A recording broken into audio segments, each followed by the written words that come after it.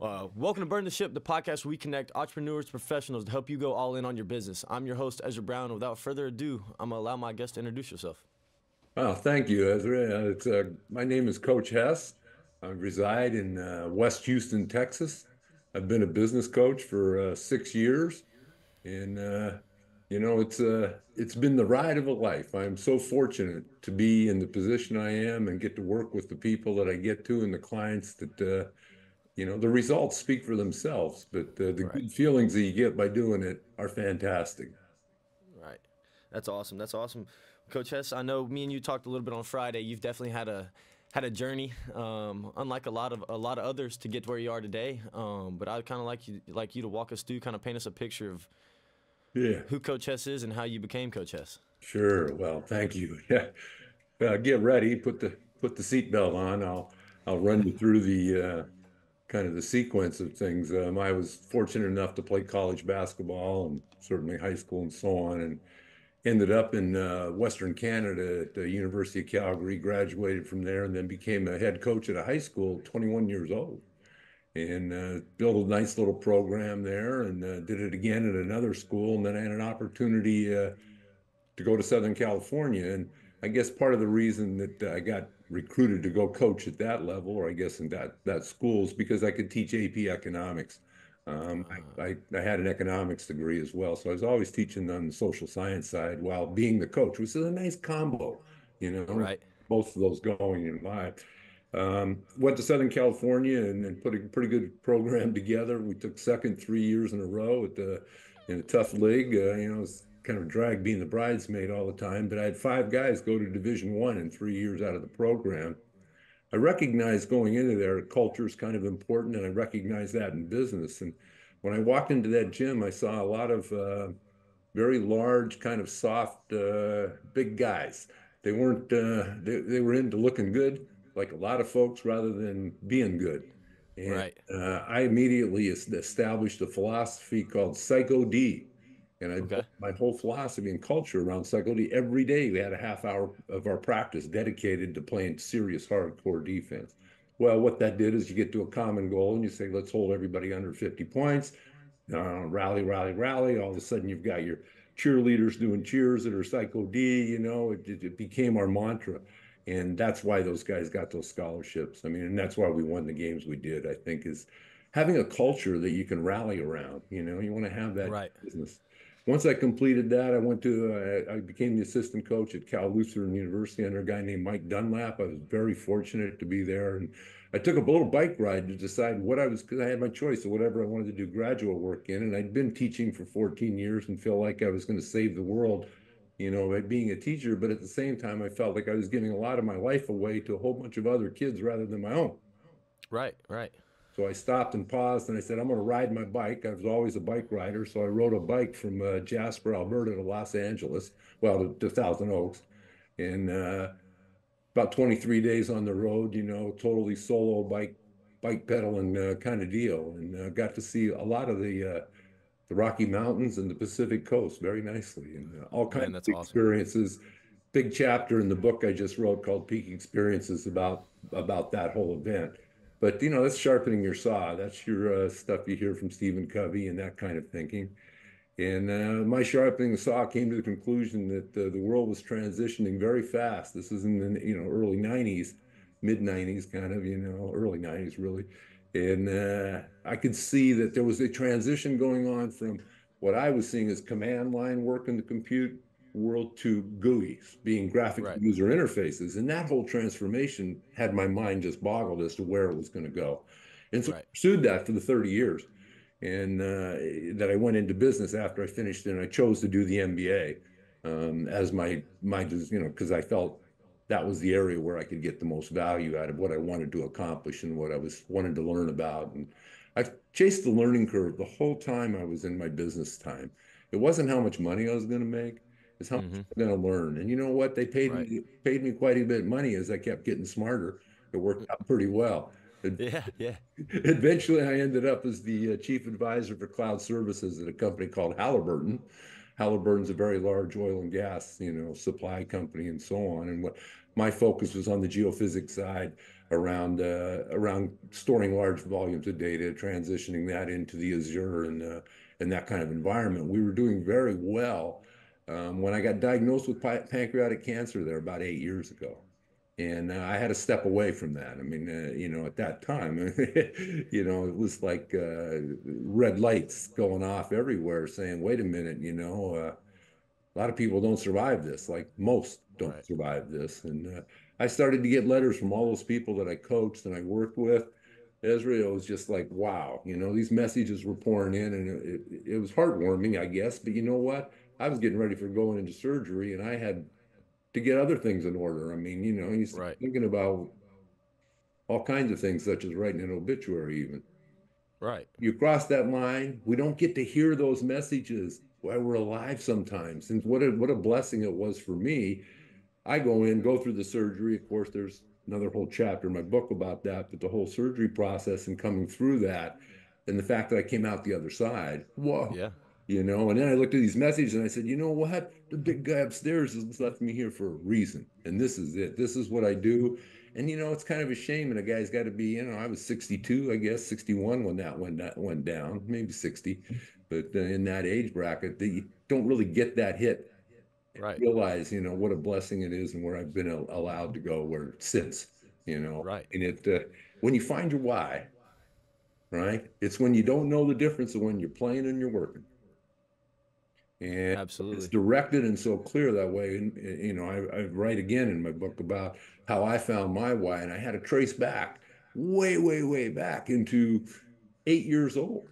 And I remember at 8 years old, taking the ball down the middle, the basketball game, taking the ball down the middle of the court, giving a good little head fake, shaking somebody open, dishing the ball to him, and then making the layup. And the feelings I had of the assist is what's driven me all my life and has been my. Right. I just didn't know how strong it was until I got older and kind of looked back and went, wait a minute, what's this all been about? And it's Right. so nice to find that. And I encourage other people to dig deep in their worlds and find that and live that way because life is just a really beautiful thing when you find. Right. No, you're dang right about that, and that's absolutely the big man upstairs definitely had a plan for you because those messages, I can tell you just because I'm fresh off playing, I'm not even a year done playing, and I can tell you right now, I didn't, I didn't tell my coaches any of those things. You don't think about things like that or think that it means as much until you go back and say it or and I've coached travel ball for a long time, so I see kids do successful. I might not have had the biggest role on, but I tried to influence them as much as I could during the time I had them, Right. and that appreciation is incredible. But to the side of the business you're in now, kind of being that business coach, consulting people and that nature, kind of what is your kind of ideal, your ideal target client, kind of paint me a picture of that. Yeah, I mean, everybody wants their avatar and paint that and target your market and so on. And it's so important to the niche that you develop in your business. Uh, Absolutely. I found that people that are in a position where they really want to grow, and have a desire, Yeah, and I, not to be biased, but in a way I am. I love working with younger people because I think my investment in them is going to get a bigger return. definitely. See, my view of how I and who I work with is that I'm investing time to make this place a better world, Right. have them an opportunity to use hopefully or work together in collaboration to create. And some of my experience and guidance brings that. So I really look for people that are more people oriented, I would suppose, than rather the business in per se. It drives people Okay. crazy and say, well, what industry do you? Well, I've got lawyers that are clients. I've got people that are all kinds of trades from, plumbers to electricians to general contractors to roofers. I've got all kinds of insurance companies, several of those kind, and those I kind of mix around. Carpeting companies, um, people that have a desire, especially like young couples Right. because typically they're in a financial situation where they can see their growth happening. And I can just share some stories, where I've worked with some clients that have, I'm going to say five of them that were in the trades type industry. When COVID hit, things were a little crazy, but then things really started to roll if you were smart. We went from Right. like $100,000, I'll say average of these companies for top line revenue in 4 years now, 5 years, we're all of them are over 500,000. Right. And life is a different thing for them. And Definitely. me being their coach and being part of seeing that happen and advising them on how to do things to grow their wealth for the long run, Right. because in the trades business, you don't end up with a 401k. The man's not taking you with a taking care of you with a W-2. You got to take care of yourself. And so you got to think about how to do those things and make it right for your family and grow your family as a whole. And I Yeah. love those kind of environments and working in that kind of space. And so I'd say that's kind of my favorite group, believe it or not. Right. Yeah. I love my empower your team when I can work with a group of 50 people in a company that are looking to make things shake and bake and get going for looking for winning team. That's really fun and it pays me a lot of money to do that and I do a great Right. job with it and I feel good about doing it. So, Right. That's awesome. Yeah, all because part of it. the get back, the ROI on that investment of the emotional investment that you get back out of it's probably more than the dollar sign amount is. You're right. You're right. Which is incredible though. Which is you're in the right place doing the right thing. It seems like Yeah. Yeah. you found the right niche, and then is that being your target client or your ideal client? I looked on your LinkedIn. It shows it's like a 12-step process. It seems is kind of what you walk through. Is that correct? Well, yeah, there's that would be a sales process and there's but you know, I'll tell you, I think there's four things. Let's just talk about the basis of building a fundamental business and what you need to have mastery in order to make a business work. Right. Because I think, well, let me go through them with you real quick, if you know, Yeah. Yeah. and just kind of lay them out. Number one's destination. Where are you going? What are what it's about? Why are you doing it? All those things need to be answered. And within The that, hard you need questions. to have your planning and how you're going to get that destination. And that's just one whole area that I think people have to master. And Right. it's a mindset as much. Yeah. Absolutely. I feel like that's the hardest of them, and I ain't even heard the last three. Number two, real simple, is time. What are you doing with your time? How do you handle your time? What are you choosing to do with your time? Right. Not allowing other people to control your time, but learning how to master your time. That's a real important skill to get, I think, tight and right. Third one is money. You better, if you're running a business, you better have mastery of your money. And there's four types of cash that I like to look at with every business that I'm talking, or working with. Number one, revenue. Well, that's pretty basic. We got to have revenue in order to run our business. But where's it back to the target market and all the marketing and everything that goes with what drives revenue? We got to pay Right. attention to that. Second one is profit.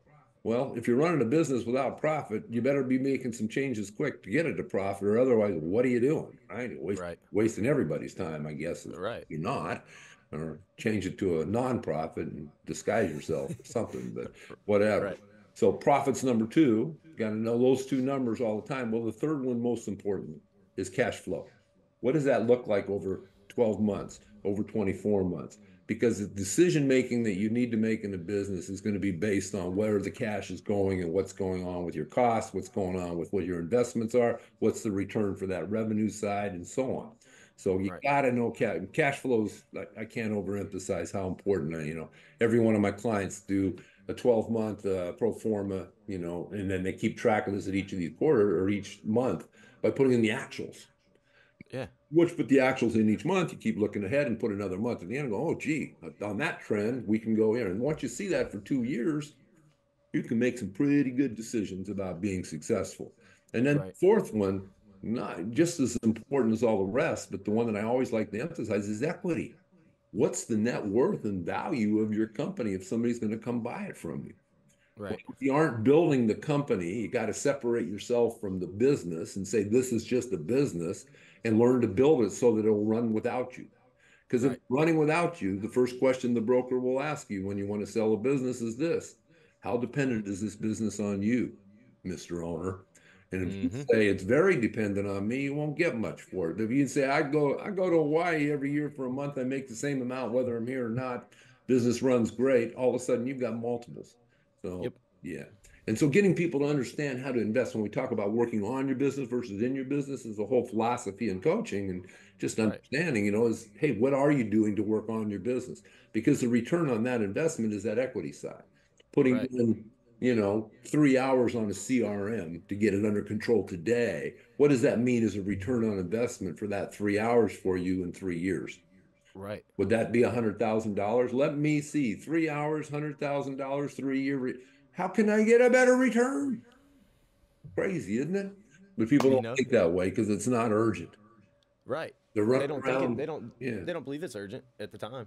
yeah, You know, and then that could be something that could be an Achilles heel at the end of the day that you need to walk. You know, that's got to be something. If they want to run in 5 years, they're not gonna be able to run because they're gonna have to repair something that they wanted to walk with. You know, 5 years before. you got it. You, And that's one of those things. That's what we always say because you know I'm in the payments world, so I see people's business all the time, and that's one thing. John at John's Plumbing might be a really good plumber, but John has no idea what's going on with his business other than that he can turn a wrench. right. You know, and that's one of the things. That's probably my favorite business analogy. I use it all the time. Actually, probably too much. I need to find a new one. You can make But it then, about lawyers as well, Ezra. They're the same way. yeah, I mean, the lawyers that I work with love that they meet with me an hour every 2 weeks to just talk about and focus on their business because hmm they are not thinking business other than that. They're thinking, I've got to go to court. I've got this hearing. I got this going on. And they aren't thinking about what does it mean for me financially? What does it mean for my cost? How do I get my staff? How do I keep myself from, the phone going crazy and everything else that they need to do? They need the time to think about the business. right. No, absolutely, absolutely. And then you know that'll kind of segue me into the next one is kind of you've seen all these businesses. What would you say was the that pain point at the very beginning? That was like the kind of the hardest thing for you to overcome as becoming a business coach. You know, as going into Uh, consulting these businesses. What was that hard? What was the hardest thing for you? I think I have a real good message around that, that I feel I learned in the process.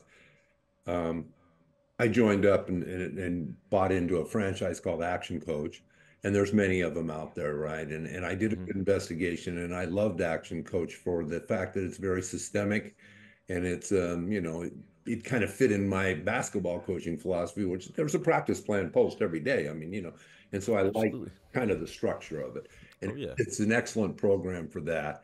But what I found in the program was that running it their way, so to say, or using the model, because they'll often say you're not following the system, and if you're not following the system, you're not going to be successful. And Right. my system, because of my history, my background, and being, doing it as my own, and time being more important to me than money. I like having the Cadillac behind me, which I believe is Action Coach. But I had to make that transition to being what I wanted to do, what I'm authentic about, and what I liked, and I think that's the message of learning to be who you are. Uh, Right. as a coach, once I said, these are the three things I'm going to do, and I'm going to do them better than anybody else that I know in the world, and focused on those three things, I became a very superior coach at that point. And that is a little bit of a breakaway from it's no slap at action coach. It's just the nature of how I think my career in coaching has gone, where Right. I've taken a big leap forward because of that. So I do You, one-on-one coaching, I do empower your team, and I do the growth club, those three things, and I do them well, and people get a lot of value. I like to say I really feel like I over deliver, and undercharge. and look, there ain't nothing wrong with that. Cause then you get either that's actually good for it. Is kind of what is that how you grow in your business? Is all word of mouth, or is it kind of is it networking or just straight word of mouth? Just because of you've done such a good job with your people and take good care of them, so they that's kind of how they pass you along. I think you have to do all of those things, really. As far as it's easy to show up, Yeah, get a schedule, show up, but the real trick is follow up, yeah.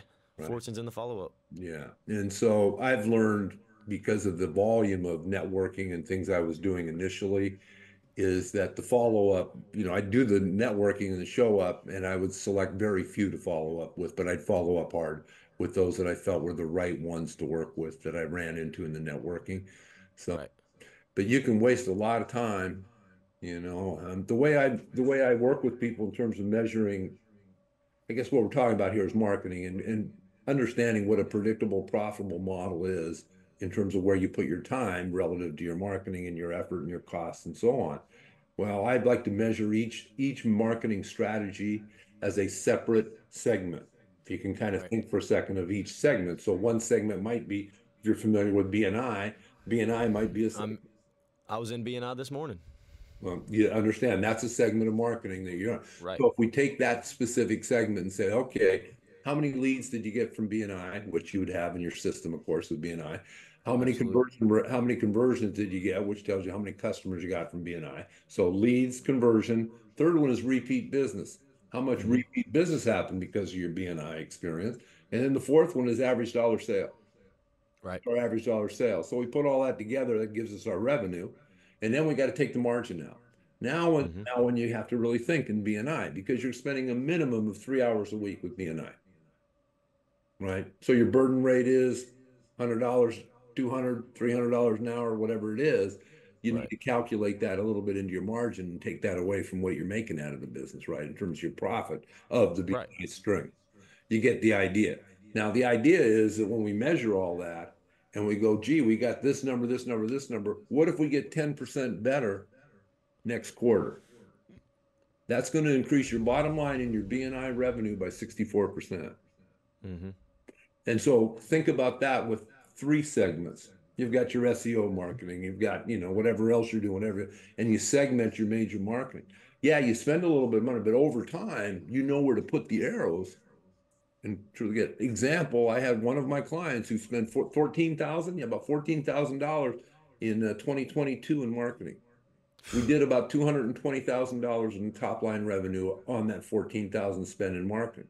We go to 2023, we only spent $4,000 in marketing.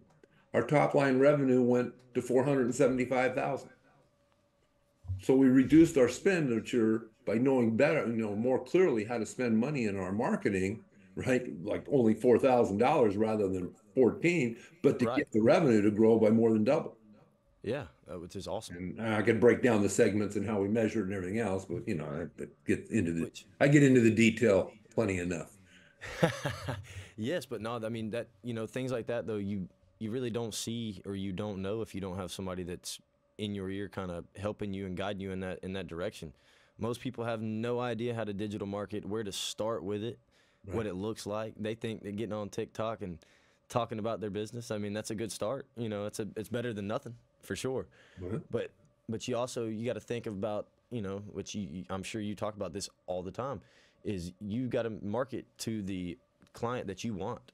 It's got to be directed to that field of people that you want, or that demographic of area that say you're in Texas and you need to do this, then you got to market that area of Texas. You can't just market it because everybody in the DFW is all different. yeah, Different than people in Houston. It's definitely a whole. It's a melting pot there. So you got your demographics you can go after. sure. So, and that's one thing that people don't think about. They just try to openly, broadly market, and they're like, well, you get a bad review from this person, not from this person.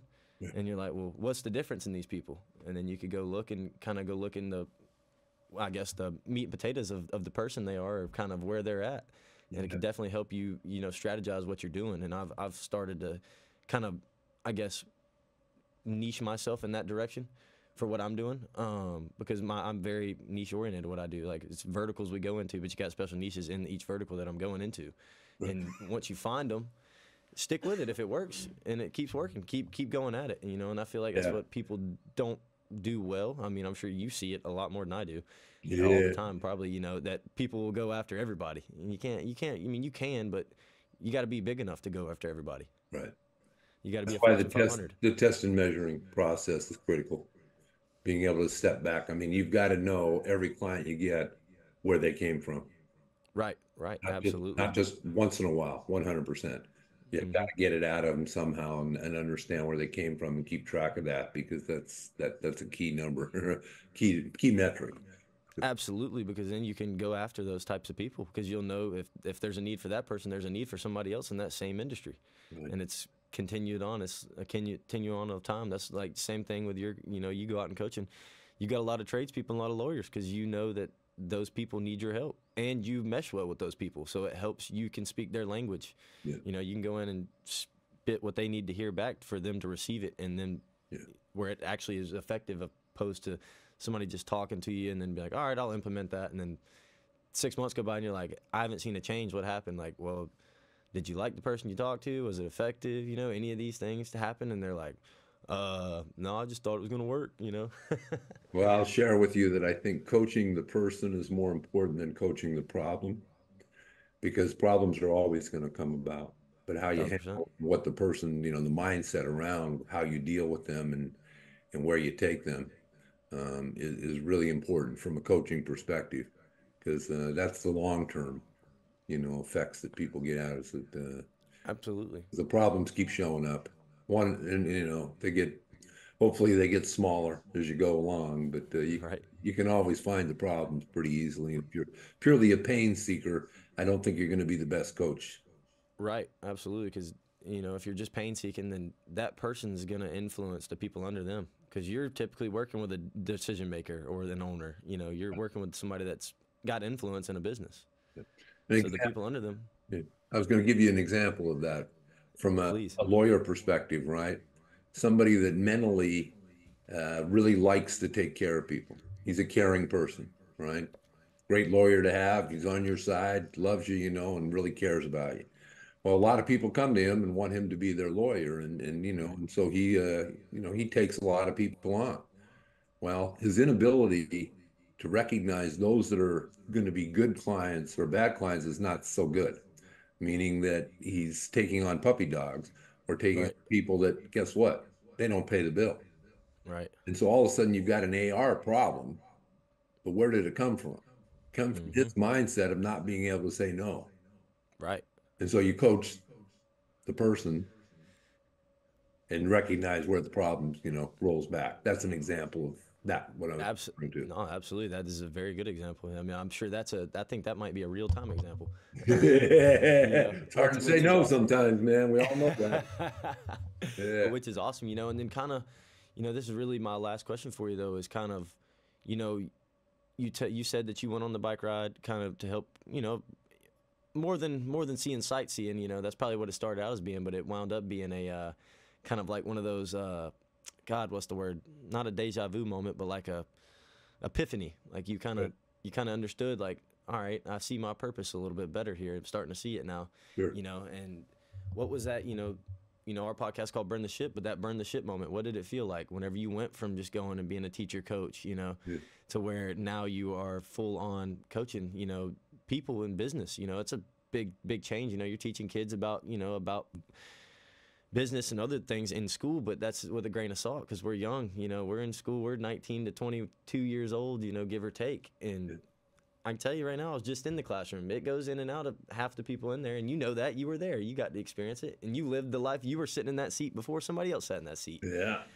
So what was that burn the ship moment like of that transition of going into? Oh, yeah. I mean, once I'd been a bike, I'm going to say this: the Peak Experiences is the book that I've written, and I just want to say that part of the peak experience thing that would go with a bike ride or with anything that happens special in our life, where I believe time slows down and we comprehend a massive amount of information that we manifest over an extended period of time. We Yes. do get that whoa moment where it kind of went, wow. Well, when I look back on those moments, that happened associated to say the cycling trip, there was a lot of them, that were coming on, but they don't happen for free. Right. The higher level peak experience, the higher level learning or whatever else we get to drive that, it's Mm-hmm. a geometric growth line Yeah. is based on how much practical, I'm going to call it deliberate practice we put Mm-hmm. in to become specialists. So Right. I had been riding my bike in Southern California for 5 years before that as a coach. Mm-hmm. While I was coaching, and I'd ride an average of about 20 miles every day. So Yeah. when it came time for me to go and make the trip from Jasper, I was kind of in a cycling. Now I'd ridden a lot of tours in my life before that, Mm-hmm. 600,000 mile tours I've done, and solo and done it. So it wasn't like a new experience, but Right. I did do 2,300 miles in, 23 days and, camped out every night, had a great time. It's kind of interesting when you think the burning ship kind of thing. You go along, and throughout the Rockies, I was pretty much solo. I ran into people at camp, but I didn't camp out with people too much. I camped wherever I wanted to find a nice creek that I could catch. I had a little trout fishing thing with me. I'd catch some trout in the evening. It was just awesome. Well, Oh once yeah. I got to the coast, it's a little different, right? Once I got, Yeah. outside of, I actually took the Amtrak from Boise to Portland because that the headwinds in that Columbia Gorge, I'd still be riding there at this point in my life. Not got through there. So anyway, when I got down to the coast in Portland, then I'm starting riding down. All of a sudden, I'm starting to run into more and more people. Well, I'd been isolated for whatever 12, 13 days, kind of on my own. It's funny how socially we start to get driven to this connections. We need to have Yeah. connections with people. And so I run across two folks. It was just hilarious. I ran four riders, two guys from Australia and two Mormons that were out of Utah. The Hmm. Australians had brand new, really fancy bikes. So they flew in from Sydney or wherever and bought bikes in Seattle and were riding down the coast. They were staying in hotels and stuff at night, but riding on it. The Mormons, they jumped a train outside of Provo or wherever, by BYU there, and took the train out to Portland, jumped off the train, and then started riding their bikes. And they had some panniers and they had some. Oh yeah. Anyway, so I connected with those guys, and it was just too much fun. We convinced the Aussies to get some camping gear and start camping out with us every night. And I spent about 4 nights on the road with them. And talk about social fun and kind of understanding culture. And when you come out of that, I think if you have a need to socialize and network and commune and work with other people that sometimes you don't find until you do Right. some isolated things, and then you Absolutely. how important it is to the overall picture rather than, making money and doing this and doing that. Absolutely. Yeah. So that's just kind of a burning ship thing that happened along the ride and, came out as the power of socialization, I'd say. That's awesome. Yeah, because that's three different cultures right there. Oh yeah, it was very. Big times.